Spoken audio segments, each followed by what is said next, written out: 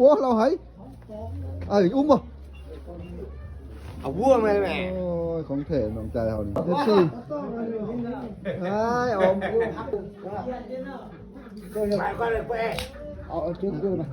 คนหลังมันจุ๊บมันทำตาเนี่ย 40,000ก้อน เดี๋ยวเชี่ยวควายบ่ อันนี้มันออเท้าอยู่นำควางนี่นะ อันนี้ผมเรียกเขาเนาะผมเจอ อยู่ที่มีแหงเนอะปีเมอร์2026เนอะนี่ ดีลั่นไส้ นำควางบ้านเฮานี่พี่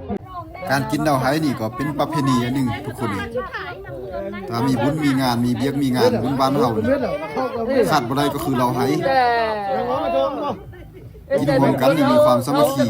มีความม่วนความซื่นโอ้ยอยู่ที่บ้านนำควางเมืองกวนไฟหัวพันเด้อทุกคนอันนี้นะนี่ถ้ามาจากซิมเราไห้นี่แวะมาทางนี้แซ่บคมบ้านปุ๊บ ก็มีเราให้ได้นี่นะ โอ้บ่มีอันนั้นแน่เนาะบ่มีเขาแน่เนาะมันแต่มีเขาควายจังเนาะ ไปอันได้หน่อย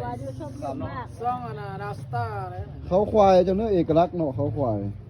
นี่สุด เขา ยอ ควา ด ยไล่นอง แล้วเขาควายสมัยนี้นะ เขาควายไล่นองใช่แล้วท้ายเต้น